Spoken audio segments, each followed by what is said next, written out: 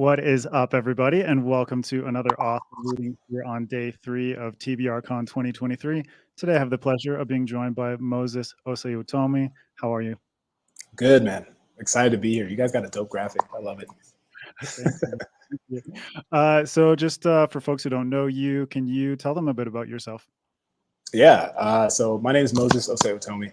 I am a Nigerian-American, primarily fantasy writer. I have 2 books coming out this year, which I'm excited for you guys to hear from, and some short fiction publications here and there. I'm at Fantasy Magazine. You can find me in Fireside, things like that. Right on. And those 2 books are The Lies of the Ajungo and Daughters of Oduma. Daughters of Oduma is coming out very beginning of February, so really, really soon. And then Lies of the Ajungo is coming out in early March. So can you tell us a little bit about each of those books? Give a little bit of a synopsis, a feel about what they're like. Yeah. So as I said, I'm Nigerian-American. So a lot of my work is influenced in some way by West African culture, right? So Daughters of Oduma, it's a little more apparent there. It's mainly West African, where it takes place on this island, this second world fantasy on this island where there are no adults, and that mystery unravels in the book. You got to read it.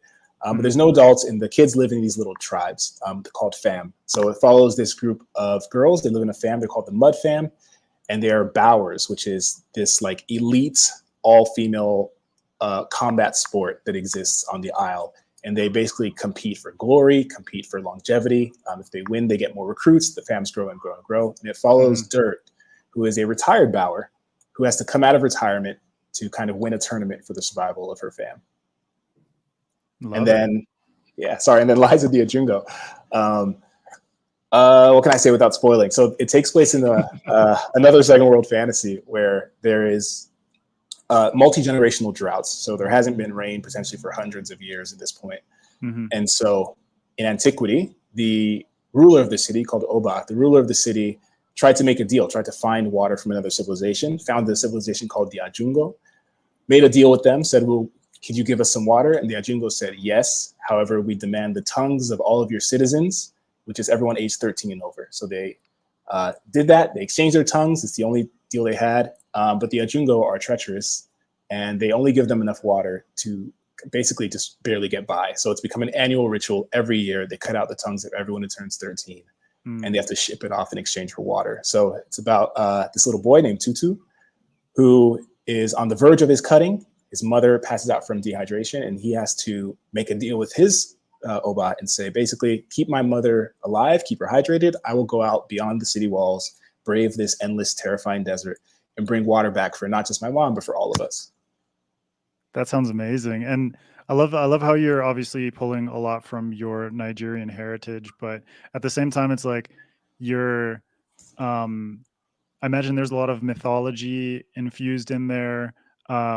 But also at the same time, you're playing with, especially in Lies of the Ajungo, this, human versus environment, or character versus environment kind of challenge. Like hearing that reminds me of Dune, where you have the desert as this ever-present threat, and this thing that is so sublime and dangerous at the same time. So for you, how was it, playing with your Nigerian heritage and folklore that you grew up with and that kind of thing, and it fusing it into these secondary worlds? Yeah, that's a great question.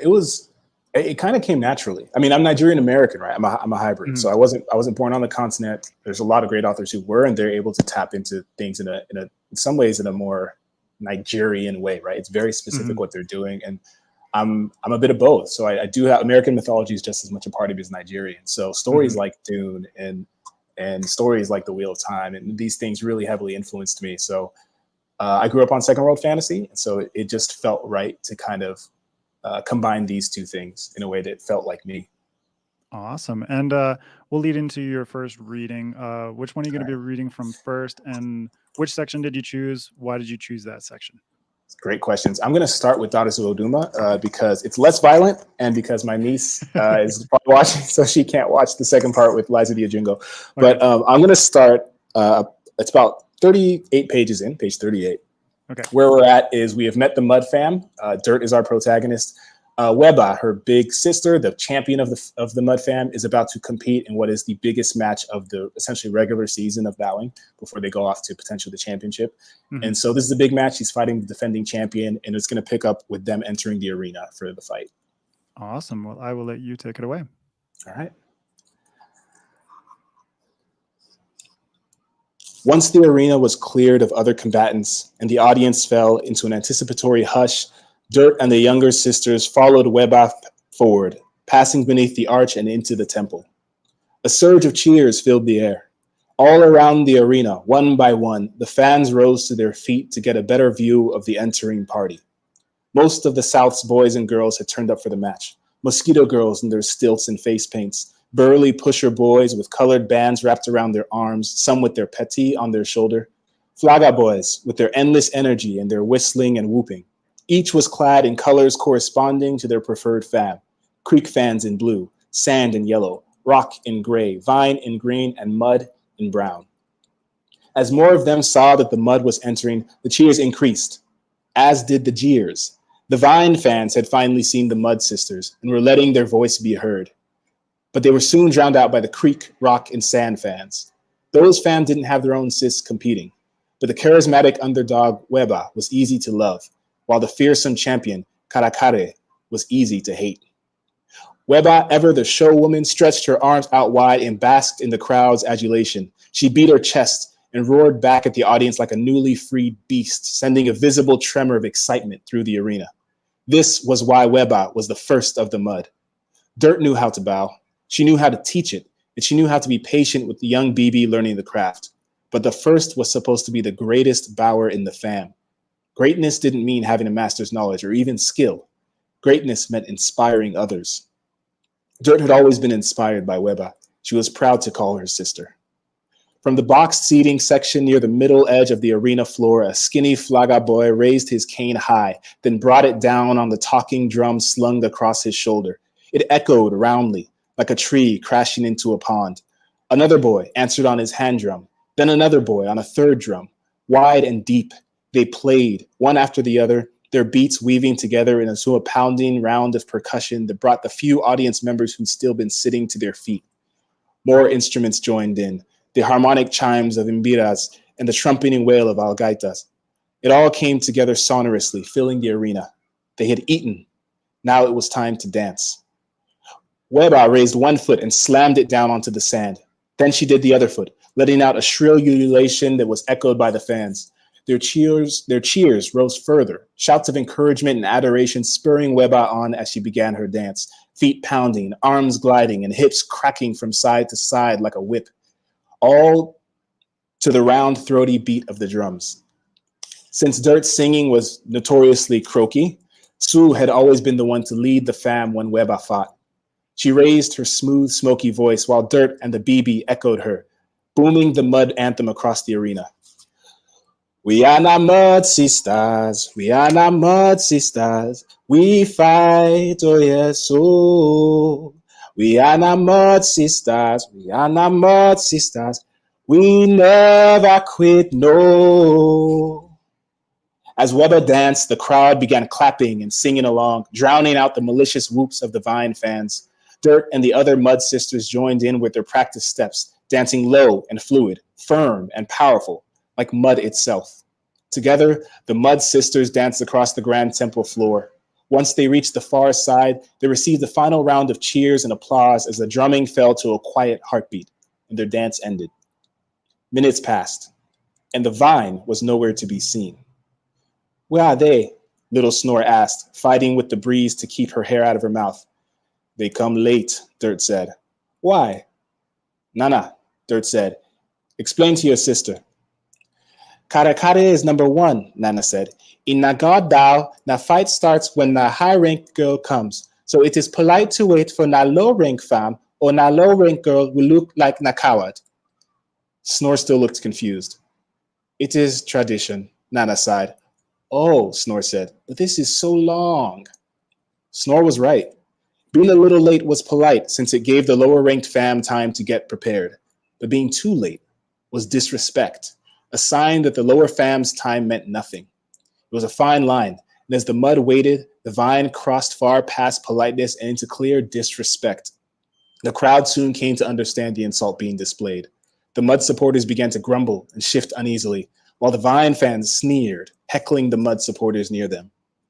Nana was counting to herself and taking long, calming breaths. Swoo's gaze was locked on the temple entrance, as alert and focused as Dirt had ever seen her. Little Snore was asleep, her snores rumbling with such volume and texture that some nearby Flaga boys stared at her in disbelief and admiration. Weba paced a lazy circle. Her chest and shoulders rose slow and fell with each breath. She rolled her neck, stretched and cracked her fingers, shook out one ankle, then the other. Dirt had never understood how she kept such control of her emotions before a fight, especially now, given what they were up against. A fight with Karakare wasn't just a threat to one's winning record, it was a threat to one's health. The girl's skill was only surpassed by her sheer physical power. After a long while, with the whole arena waiting in silence, the music began again, but with another tune. Whereas the Mud entrance had been light and hopeful, this song was as heavy and foreboding as a storm cloud. Dirt looked over to the Grand Temple entrance. The Vine fam poured in like a summer flood, a surging wave of green. Each girl had her head wrapped round and round in vines, leaving only 2 small holes for her eyes. Some said that the Vine girls concealed their faces because they were monsters, that the constant wetness of their hidden jungle camp had deformed their faces the way fingertips wrinkle after too much time in water. Others said the wrapping of vines wasn't a concealment at all. It was their actual heads. Whichever was true, the faceless horde marched into the temple and began spreading into a formation of several blocks, each one a half-dozen girls across and many as deep. There must have been near 200 of them, the larger ones in front and the smaller ones lined up behind. Most seemed to be about Swoo's size, but there were at least 20 girls who were larger than Dirt and carried themselves with the confidence of full cis. A full third of the Vine girls were scarcely larger than Little Snore, the last season's recruits, Dirt realized. After sickness had forced Weba to exit the previous God Bow tournament, Karakare had won every match with ease, defeating the first of each fam without giving up a single point. She'd earned enough recruits to keep her fam full for generations. Dirt's heart sank. All season, the Vine had brought impressive numbers, 50, 60, but they'd never brought the new recruits. Recruits were better off sitting in the sands, watching and learning and asking questions of the spectating cis. But the Vine had brought theirs onto the sand in a show of force. They knew that the next class of recruits was watching. They knew the other fam were watching. They knew what it would look like. Their near 200 girls against the Mud's 5. They weren't just showing up to bow. They were sending a message that no matter what happened in this match, they were now the most powerful fam in all the South, doubling even the Creek's numbers. Breezy bucks, Swoo cursed. Everyone. Why not Vine bring so many? Nana asked. Because they are breezy, Swoo said, clenching and releasing her fist. These swell, swinging sisters of goats. No, to speak to us, Dirt answered. Speak what? Nana asked.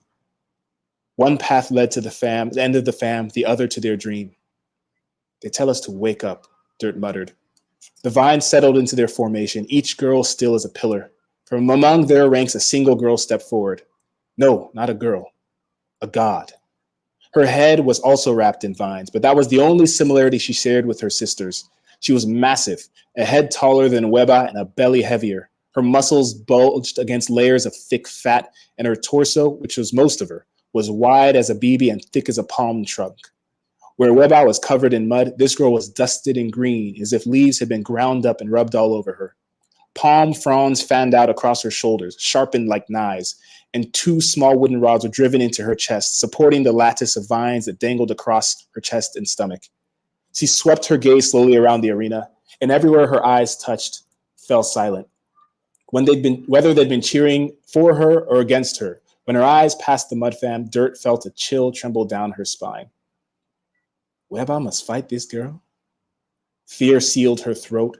In her heart, Dirt knew that no good could come of this fight, or any fight with that girl, that behemoth, standing across from them. Without warning, the Vine's champion released a guttural roar, a boom of sound that seemed to shred the arena air. The crowd was hushed but for the Vine fans. They began a low whoop.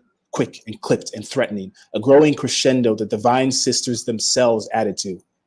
And the girl stood, watching, basking in the terrifying praise. Karakare had arrived.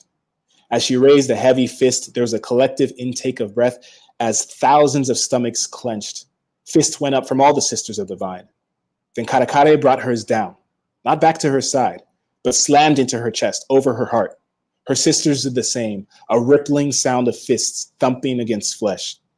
Now Vine, they shouted in unison, marching in place, their fists rising and falling on beat. Fight! Crush! Nyan and me!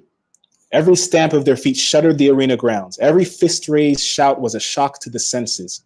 Where the mud fam had sung powerfully, like mud sloughing off across a plain, there was a wild violence in the Vine anthem, like a band of wild monkeys surging through the jungle with fangs bared, swinging branch to branch as they bore down on a fresh victim. The drums ended, but the Vine continued their chant, bellowing the last few words into the silence of the arena. Crush! Nyan and me! Su snarled. Let them try. Usus weba. Okay. Fantastic. Thanks. That was really powerful. Damn. I appreciate it. Something that really stood out to me is the way that you kind of combined physicality with music, and music having this really powerful physical representation in the way that these two groups are confronting each other and setting the tone, for me at least, for this very tense scene. So I love that. I love that a lot. Nice. Yeah, so I didn't get a chance to say it too much, but the bowling is based on a real sport. Senegalese wrestling is called la lutte or la and they have something called the baku before each match, where essentially they enter the arena and they dance with their fight camp. And so you have maybe 20, 30 giant dudes dancing in the sand. It's a really cool image that I wanted to capture. So amazing. Well, you did it very, very well. I appreciate that. Thanks. And so what's your next reading, and what's the section that you chose? And why did you choose that particular section to represent the book? Yeah, so I will be reading now from Lies of the Ajungo. And I mean, it's a tough decision. I wanted to not spoil anything. A lot of the book is spoilers, so I wanted to start earlier. The first couple chapters are largely what you get from the pitch. We get a recap of the history, how the droughts work, the deal with the Ajungo. And so I wanted to start just after that. So this is where Tutu has gone to his Oba, to his queen, has negotiated the deal. His mama will be watered for a year. She will get water. And he is just outside the city walls, about to begin his journey. Amazing. And Moses' niece? You better get out of here. Yeah, get out of here. Go ahead. Makes sense. All right, well, take it away. Thanks. There are no friends beyond the city of lies. Tutu's first day outside the city walls was spent trudging through the desert, the pockets of sand swirling beneath, the sun burning overhead, the endlessness of the world ahead of him, an infinity for him to explore. In the stories, the forever desert was filled with all the worst things the city walls kept out: venomous scavengers, camouflaged predators, massive beasts that could swallow a man whole. And Ajungo, worst of all. Tutu kept alert, fearful of both his apparent solitude and the possibility that he wasn't alone. His camel, who he named Shokoloku Bango She, Bango for short, didn't seem as concerned, often breaking into joyful trots without Tutu's prompting. Several times Tutu thought he'd found water. He'd come over a dune and see haze above the sun-soaked sand. But when he urged Bango over, ready to splash into its coolness, he only found the same choked dunes that he'd been riding through for hours. After several of these mirages, he realized that he didn't even know what water was supposed to look like. He knew its feeling well, the cold, rebirthing trickle down the throat. But he'd only ever seen it in a container, the color of an animal's skin's dark interior, the smell and taste of boiled, dried meat. What was a lake? A river? How did an ocean smell? Did water make a sound? If so, did it sound like a jackal braying into the night, or like a hot wind blowing down a narrow corridor between homes? These were Tutu's thoughts that first night, laid out on the sleeping mat he found among his supplies. He also thought about his mama. He knew she was worried about him, but he hoped that the Oba's water was helping her recover. He prayed to the gods, asking them to let her know he'd be back soon. His next 3 days and nights were the same. The sun raged across the sky. Mirage after mirage misled him, and he whispered prayers, scrawling letters to his mama on the parchment of his mind. But he was learning to control Bongo better, and he was rationing his water well. He still had 2 1/4 skins. On the 5th day, he found a corpse. Its skull, spine, and arms poked out of the sand, stripped clean of flesh. The bones were dilapidated, cracked open where some scavenger had gotten at the marrow. Whatever clothes or supplies the person had carried were gone. Who knew how long the man had been dead? No, not a man, not a woman either. Even if it still wore flesh, the body would have been smaller than his own, a child. He buried the bones. Then he said a prayer for the soul of the departed, that it would find water and shade and that it would be remembered truly. The prayer was a ritual everyone from the City of Lies had memorized, one every child spoke 100 times before their cutting. The next day, he found 2 more corpses. He buried them and prayed for them as well, though he felt uncertainty as he did so. Where were the corpses coming from? And why were they all so small? His second week was spent traveling through a sandy graveyard. He encountered as many as 5 corpses a day in varying states of decay. They were all small, all picked clean of supplies. Many seemed to have died from the heat, with no clear damage to the skeletons beyond the usual decay. But occasionally, he came across a body that must have met a violent end, crushed ribs and severed spines, a long crack along the base of the skull. Beside one of the fresher corpses, one with some remnant of flesh on its bones, he found a pair of parallel gouges in the sand. They were about 2 body lengths apart and extended to the horizon. He'd seen marks like them before. Every year of his life, he and the other children would climb the towers near the city walls and watch as large wagon wheels cut identical gouges across the desert as they returned to wherever they'd come from, loaded with a fresh harvest of tongues, the Ajungo. He made sure to stay far, far away from those wagon tracks. The final corpse he saw that week snuck up on him. It was buried beneath the sand until Bongo stepped on a jut of sharp bone and danced away. Tutu was drinking from his final canteen, and the jolt of movement turned his planned sip into a splash that emptied the rest of the container across his face and onto the sand. Several days of water were lost in an instant. It was a stupid mistake to make, drinking while in motion. But the days were long, and he was thirsty, and he didn't think anything could come from a quick sip. He sucked out the little water that had seeped into his clothes, stoppered the canteen, and closed his eyes. Tears are precious, his mama used to say. All he could imagine was failure, dying of dehydration out in the desert, leaving his corpse to be found later by another child playing at hero. The year passing without his return, his mama's supply of water being cut off by the Oba, her terror and confusion from never knowing what had happened to her only remaining child. He imagined his mama there with him, running her hand through his hair like she did when he got upset. Eventually, that thought soothed the anger and sorrow and frustration out of him. He rode on. That night, he prayed as he did every night, asking that a message be sent to his mama so that she'd know he was alive. He didn't like to beg the gods. They were busy, he knew. But he added a little prayer for himself, thinking it wouldn't be too selfish given his situation. He prayed for a little water, not too much, but enough that he could keep going. The whole city needed him after all. And the gods answered his prayer. They said no. Dum, dum, dum. No, I love that, man. That was a cliffhanger. Yeah. But a very good tease. I love it. So Thanks. there's someone in the chat brought up something about world building. So Miss WOC Reader asked, when you're writing a fantasy, how do you keep the world building straight? And so hearing your 2 readings, world building was something that came into my mind because you do a very good job of infusing world building into things like description, things like the way that your character perceives something. Right. How do you manage all that? It's a great question. I mean, in a lot of ways. So some of it is just straight up documentation, notes. I often forget some aspects of my world that I have to consult my notes on.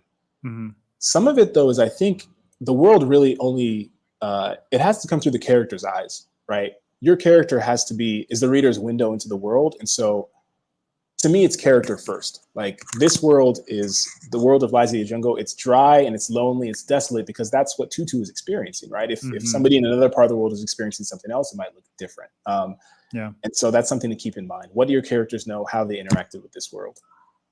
Yeah, I love it. And that kind of thing comes through when you have, you know, a really strong world building, but at the same time, you have a character who has a strong voice. And I think the world building details, like you mentioned, they come through better when you have that strong voice and a character that feels rooted in the world that you've given them. So I Right. really love that. Great.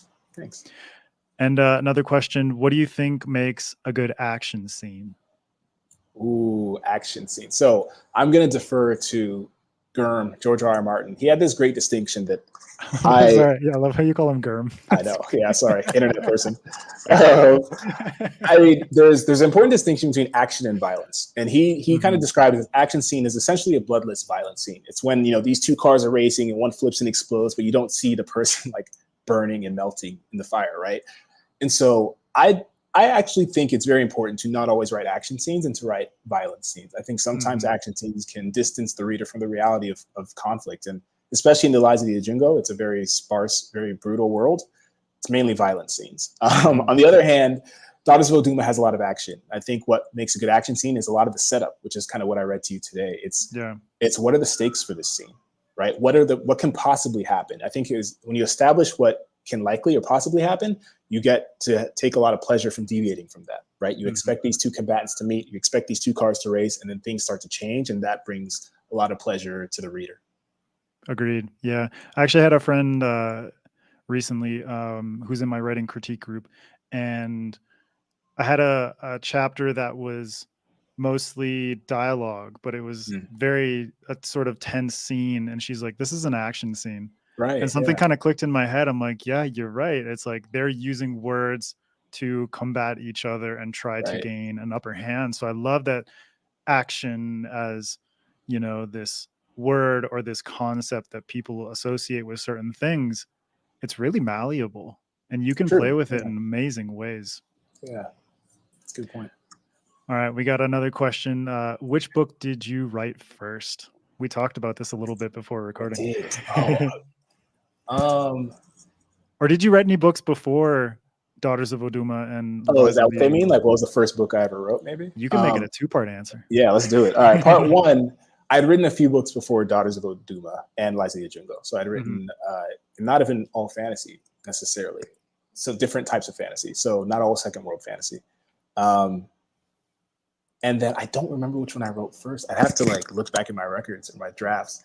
I think I started Liza the Ajungo first.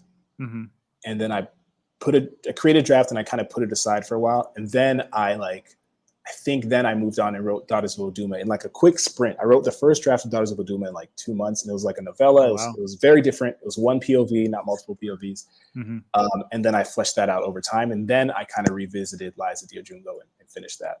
Yeah. Nice. And Simi's asking, how do you choose character names? Because this is you know, as like I'm writing my own stuff right now, and it's like character names are fucking hard sometimes, and you just kind of have to put placeholders every once in a while too. I don't know if I'm the best at character. I'm really jealous of other authors that just like have incredible naming systems in their books and like really, because I pick like sounds. It's not always names. I just pick what sounds like the character and what feels like them. Dirt is the underdog, and she's old and retired, and Dirt feels right. It's short and curt.